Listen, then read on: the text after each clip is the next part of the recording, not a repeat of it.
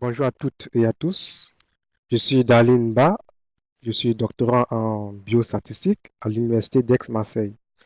Je suis affilié au laboratoire CESTIM sous la direction du professeur Georgie.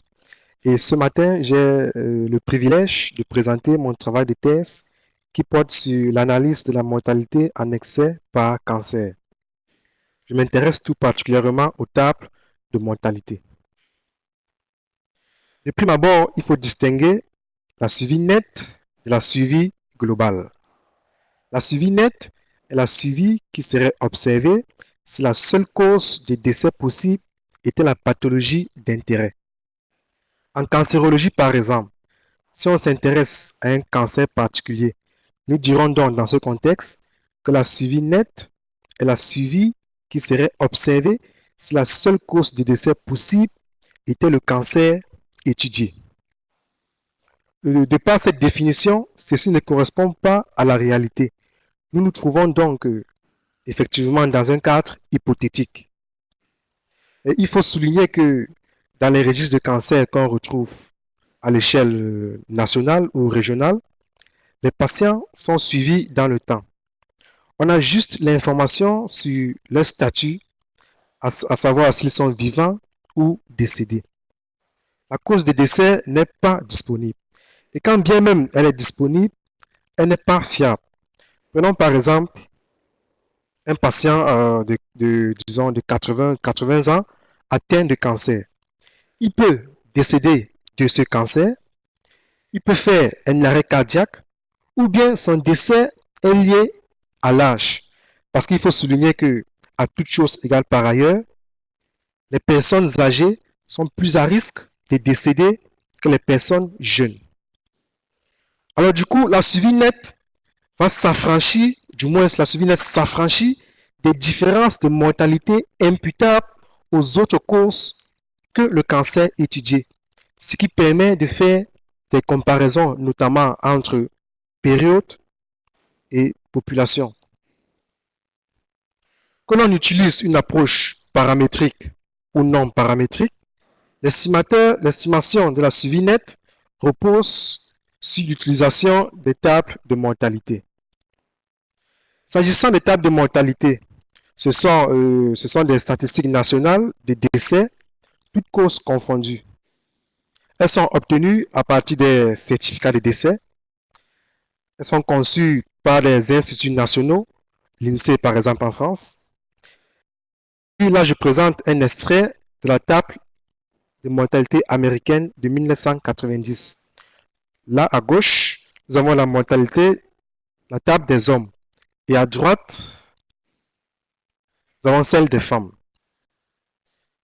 Dans la première colonne, c'est l'âge. Et la seconde, c'est la probabilité d'être vivant à l'âge X et de décéder avant l'âge X plus 1. Par exemple, là en bleu, c'est la probabilité qu'en 1990, un homme qui a 34 ans décède avant son 35e anniversaire. De même, ici, c'est la probabilité, là en bleu toujours, c'est la probabilité qu'en 1990, un homme qui a 89 ans décède avant son 90e anniversaire. On peut remarquer que la probabilité de décès, que la probabilité de décéder est plus élevée chez les personnes âgées que chez les personnes jeunes. Alors, il faut dire que ces tables de mortalité peuvent être stratifiées sur certaines variables. En France, par exemple, elle est stratifiée sur l'année, le sexe, l'âge et le département, ici qui est la zone géographique. Et aux États-Unis, nous avons l'année, le sexe, l'âge, l'état et la race. En Angleterre, nous avons l'année, le sexe, l'âge, le comté, qui est la zone géographique et la classe sociale. Du coup, la modélisation permet d'étudier l'effet des covariables sur la mortalité en excès. Je présente ici le modèle additif de mortalité. Il s'écrit comme suit. La mortalité observée, ici lambda O, O fait allusion à observer, est la résultante de deux forces de mortalité, à savoir la mortalité attendue, lambda P. Ici, c'est la mortalité attendue de la population générale. Et à droite, nous avons la mortalité en excès, celle qui est due au cancer. Alors, dans ce modèle, le temps T représente le temps depuis le diagnostic. ZI, c'est le vecteur de covariable d'intérêt du patient I. ZD, c'est le vecteur de variable démographique du patient I. Et il faut relever que ZDI est un sous-vecteur, un sous-ensemble de ZI, le vecteur de covariable d'intérêt du patient. Lambda O, comme je l'ai dit précédemment, c'est la mortalité observée du patient I. Lambda E fait référence en excès, c'est la mortalité qui est imputable au cancer. Lambda P, c'est la mortalité attendue dans la population générale du patient I.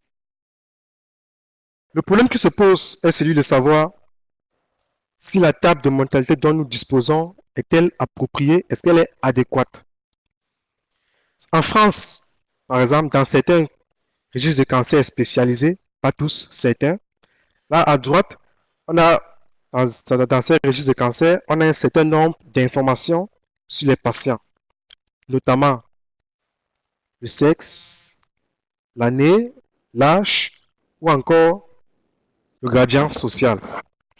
Par contre, là à droite, le gradient social peut ne pas être une variable sur laquelle est stratifiée la table de mortalité. Le gradient social ici, comme je l'ai dit, est une variable contenue dans le vecteur Z, c'est-à-dire une covariable d'intérêt, et le gradient n'est pas une variable sur laquelle est stratifiée la table de mortalité. J'insiste là-dessus parce que c'est le sujet de ma thèse du moins. Et il a été montré qu'une variable démographique qui n'est pas prise en compte dans la table de mortalité a un effet biaisé sur la mortalité en excès. Et dans une moindre mesure, les effets de l'autre covariable du modèle sont également biaisés. Pour résoudre ce problème, pour résoudre le problème de variable démographique qui ne serait pas une variable sur laquelle est stratifiée la table de mortalité, un modèle de régression multivariée a été proposé. Il s'écrit comme suit. La mortalité observée est la résultante, comme je l'ai précisé, de deux forces de mortalité. La mortalité attendue dans la population et la mortalité en excès. Ici, dans ce modèle, lambda P représente la mortalité attendue dans la population générale. Alors, dans cette table, nous n'avons pas la variable supplémentaire dont j'ai parlé. Prenons par exemple, si je m'intéresse au gradient social, la table de mortalité n'est pas stratifiée sur le gradient social. Alors du coup, ce modèle propose, dans ce modèle, alpha J est censé corriger cette table. Alors du coup, si je prends la variable gradient social, je suppose qu'elle est à deux niveaux.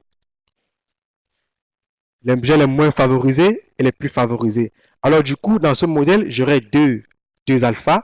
Un alpha pour les moins favorisés et un autre pour les plus favorisés. De façon graphique, pour mieux comprendre de quoi il s'agit, nous avons là la mortalité attendue dans la population générale. Là, en rouge, c'est la mortalité attendue des moins favorisés. Et en vert, c'est la mortalité de celle des plus favorisées. Là, on peut constater une certaine proportionnalité constante au cours du temps. L'une des limites de ce modèle que nous pouvons relever réside dans l'hypothèse émise entre les risques des différentes catégories d'une variable non prise en compte dans la table de mortalité. Eh bien, ce n'est toujours pas le cas dans certaines situations. Prenons par exemple cette donnée réelle. Ici, c'est la table de mortalité des hommes, la table américaine des hommes de 1990. Là, en noir, c'est la mortalité attendue dans la population générale. En rouge, c'est celle de la race noire. Et en vert, c'est la mortalité attendue dans la population des races blanches.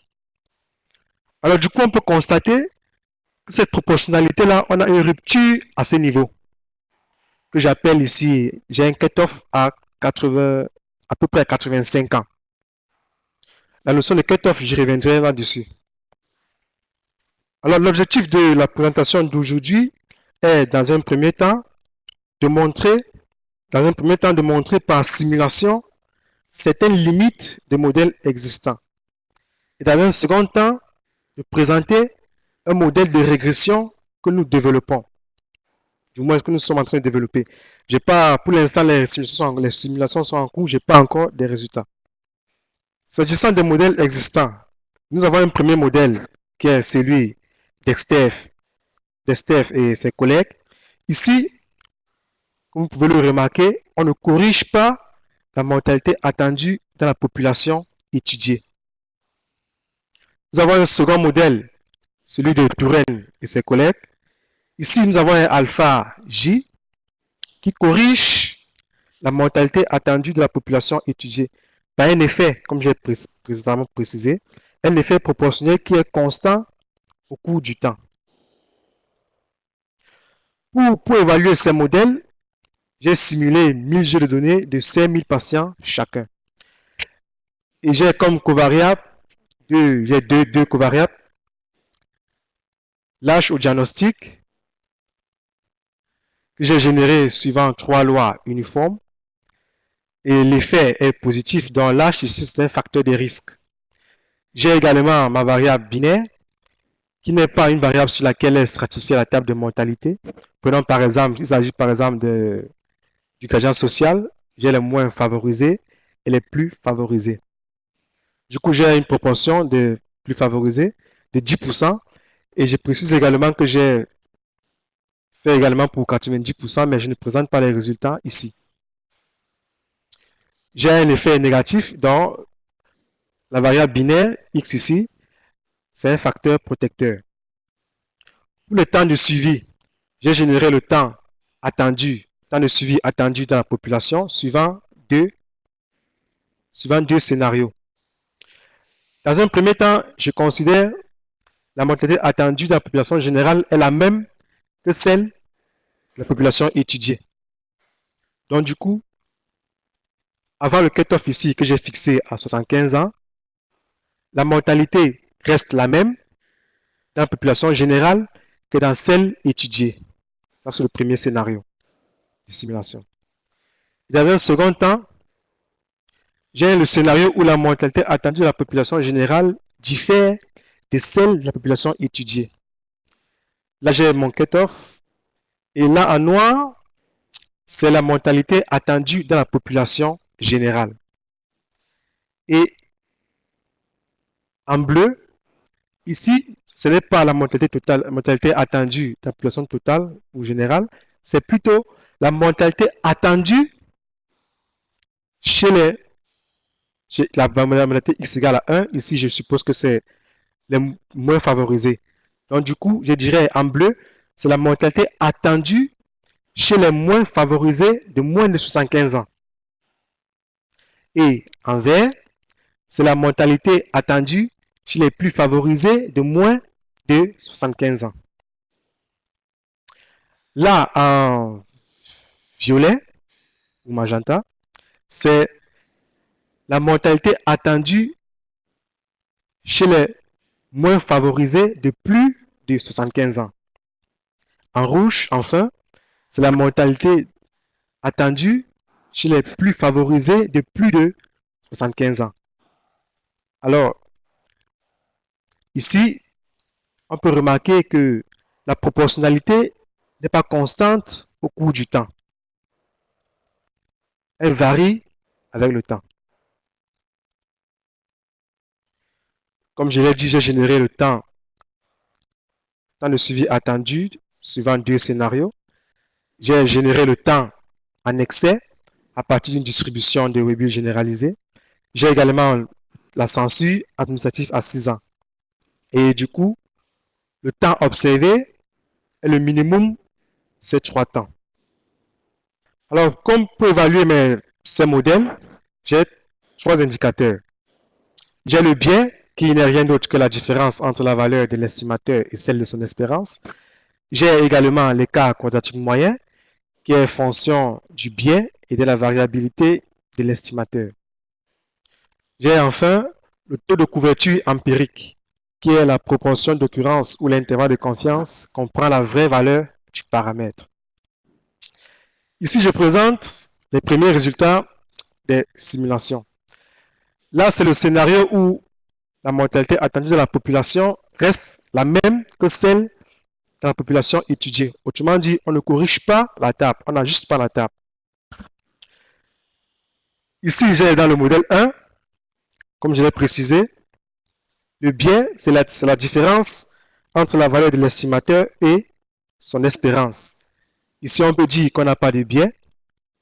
Et nous avons un écart quadratique moyen dans le premier modèle de 0,02, dans le second modèle de 0,05. Parce que si on a deux estimateurs sans biais, alors le meilleur est celui qui est à variance minimale. Et le taux de couverture que l'on sort dans le modèle 1, c'est-à-dire le modèle où on ne corrige pas d'étape, et dans le modèle 2 où on a un effet proportionnel, on a un taux de couverture de près de 95%. Ça, c'est s'agissant de l'estimation de l'âge que j'ai fixé, un effet à 0,3. Dans un second temps, ma variable x, qui n'est pas une variable sur laquelle est stratifiée la table de mortalité, l'effet est fixé à moins 0,2. Nous pouvons dire qu'on n'a pas de biais, à plus ou moins un faible biais. Et nous avons, s'agissant du taux de couverture empirique, près de 95%. Ça, c'est le premier scénario. Alors, dans le deuxième scénario où je ne considère pas la mortalité attendue de la population générale égale à celle de la population étudiée, mais je pondère, non pas pondéré, j'ajuste par un coefficient comme on l'a montré dans le modèle 2. Là, j'ai les résultats des estimations. Ici, c'est celui de l'âge. On se rend compte qu'on a le biais dans le premier modèle et dans le second modèle. Ça pour l'estimation de l'âge. Nous avons un écart quadratique moyen de 0,03 dans le modèle 1 et de 0,07 dans le deuxième modèle. Et le taux de couverture dans le premier modèle, 84%, et dans le second modèle, 78%. Alors, s'agissant de l'effet de la variable x, qui n'est pas une variable de stratification de la table de mortalité, dans le modèle 1, on se rend compte qu'il n'est pas bon du tout. Et le taux de couverture est pratiquement nul. Donc, ceci montre bien qu'il faut bien prendre en compte cette variable dans l'ajustement d'un modèle de mortalité.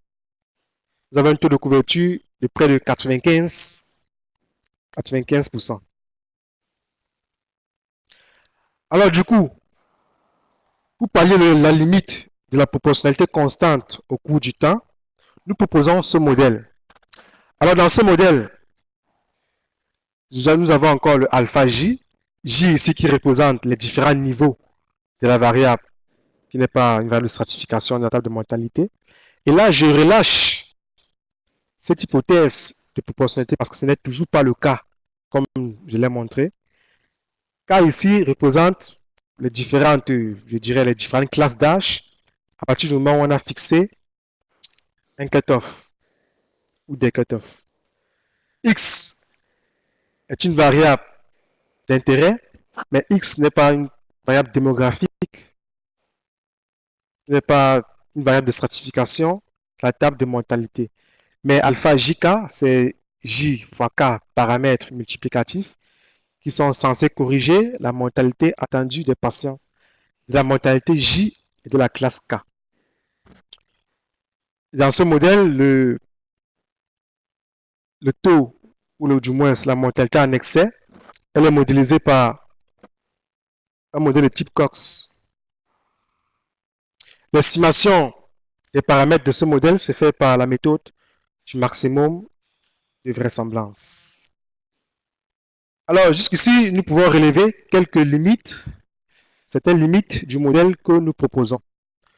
Parce que j'ai présenté un modèle qui est proportionnel par morceau. On pourrait bien évidemment implémenter des fonctions plus souples, notamment des fonctions spleen. Il y a également le problème de cutoff pour les classes d'âge. Parce qu'on peut le faire, on peut supposer 2 cutoffs. Quelqu'un d'autre, tu pourrais le faire 3, 4. Et du coup, c'est une limite que je relève pour ce modèle.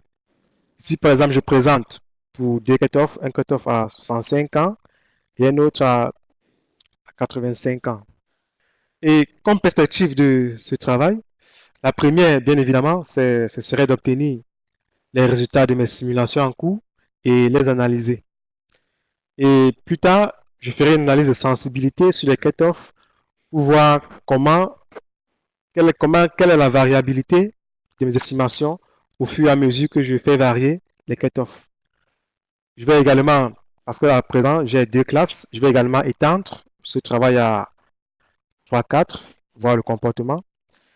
Et enfin, j'appliquerai ce modèle que je propose sur des données réelles du cancer colorectal, parce que dans ce registre de cancer, j'ai une variable qui est la catégorie socio-professionnelle et la table de mortalité n'est pas stratifiée sur cette variable. Donc, ça me permettrait de voir comment se comporte mon modèle. Ici, je mets quelques références bibliographiques. Et ma bourse de thèse, elle est octroyée par la Fondation Amidex. Je vous remercie pour votre attention.